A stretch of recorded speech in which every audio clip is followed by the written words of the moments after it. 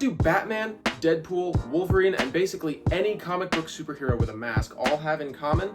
They're illustrated with white eyes. Now, this look hasn't always made its way over to live-action adaptations, but it's almost always maintained in animated media, and a lot of cosplayers still try to replicate this look in their own costumes.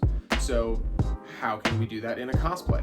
Well, I'm working on a Deadpool mask, so I'm going to go over some of the potential options you might want to consider if you're trying to replicate this look. Now, keep in mind, this isn't an exhaustive list. I am only in this video going to be going over mesh type materials. Materials that are breathable and you don't have to worry about fogging up in a mask that is inevitably going to become hot over the course of a photo shoot or a day at a convention. However, there are some techniques using plastic lenses to recreate this same kind of look, so if you're interested in seeing how to do that, let me know and I'll get that video made in the near future. Now, the first material we're going to be looking at is this right here. This is a perforated plastic canvas. You can generally find this in the knitting and needlework area of your local craft store. This is meant for pulling yarn through kind of like a knitting screen. This material has a really nice look to it. The holes are small, so the majority of the surface area is the solid white plastic. However, it catches light really easily and the visibility is not that great. I would rate the visibility on this material a 6 out of 10. However, it's possible you could get a little bit of visibility improvement with this material if you were to paint the back of it black, as black surfaces absorb light whereas white surfaces reflect them, therefore giving you less light on the inside of the mask to deal with as you're taking light in from the outside. The next material we're going to talk about is also very easy to find at your local craft store, and I actually mentioned it just a second ago. It is this square grid knitting screen. Now, I would personally recommend getting a black knitting screen and painting the front white for the same reason I just mentioned with the light dynamics. However, this is also because I have not been able to find a solid white version of this knitting screen, and the closest I could get was a semi-translucent clear-ish plastic. So I would recommend painting opaque white onto this knitting screen. This material has much better visibility than the plastic canvas. It would almost be a 10 out of 10, however, I'm going to bump it down to a 9 because that thick grid pattern is still kind of noticeable in your field of vision. Next up, we have outdoor screen. This is the same kind of screen you would put on a screen door or a window, something to keep the bugs out or keep your pets inside. And how this material will work for you will ultimately depend on where you get it and the size of the mesh.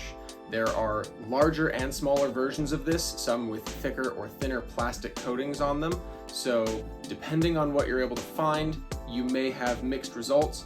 However, this size that I got from Joann's in the utility fabrics is very useful. I was able to paint it easily. Now keep in mind with this, the spray paint that I used at first did not seem to want to cure on whatever plastic or rubber this is coated in. So I would recommend either experimenting with the spray paint that you're going to use and doing that ahead of time, or just go straight to what I ultimately ended up doing, going over it with white acrylic paint, which will still be plenty flexible and stay on relatively permanently. I would say the screen has the highest visibility out of all of these materials. I would rate it as a 10 out of 10, and as you can see, it's still very white from the outside.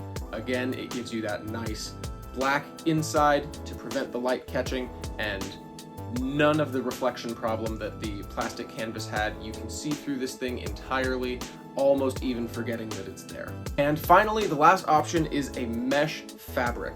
I was initially looking for buckram, and it's possible that I could have found a looser mesh of buckram to use. However, I found this crinoline in the utility section of my local Joann's, and this was a looser weave than the buckram that I was able to find, and they also didn't have a non-fusible interfacing version of buckram. So you might mess around with what you can find online. This is commonly used by fursuit makers for fursuit eyes, so you might be able to find something listed specifically under that kind of name that has a looser weave to it. That being said, this one has a similar visibility issue to the plastic canvas, although I would say it is a little bit better. I would rate it at a 7 out of 10. Appearance-wise, this one is probably the strongest. It looks very solid from the outside while still giving a decent amount of ability to see through it, and that solid white color really solidifies the comic book character look. So ultimately, in terms of appearance, I would rate them in order. Knitting screen at the bottom, it works. You can see the white color, but there's still clearly holes in there. Third, I would put the screen. It's pretty easy to see that mesh pattern. Second place is the plastic canvas. Those small holes really make it easy for that solid, almost solid plastic to really reflect that white light outwards. And then I would put the crinoline at the very top. This thing just looks like a solid white material from the outside, and it really gives that nice comic book hero look. Now, with all of that being said, some of these might fit certain uses better than others. So depending on what you're wanting to do with your costume, how you want it to look, balance all of these together using both of those variables of the appearance and the quality of visibility. For me personally, I am going to go with one that I felt like I was able to see through the best, which was the outdoor screen. Again, you can kind of see that pattern, but I am ultimately really happy with how much white still shows through on this look. I prefer my costumes to be functional and usable, and being able to see and still have my full awareness is very important to me, especially in the context of the stunt eyes that I have mentioned in some of my previous posts. These definitely don't look as good, although that's kind of the point. These only really need to look good from a distance, but these give me a much better field of view and a good awareness of my surroundings, while still at a distance, still looking like these are the same white eyes that we expect from Deadpool. So there you go. I hope you found this video helpful. Hopefully you can use this for your own Deadpool mask or another comic character. If you do, send me a picture, put something down in the comments, let me see what you did with it. And if you want to see how I made this Deadpool mask, I am going to be releasing the full tutorial soon, so keep an eye out for that. Don't forget to like and subscribe, it really helps me out. And if you're interested in more of these tutorials, I have an entire series on this full Deadpool costume coming very soon. So keep your eyes peeled, and I'll see you next time.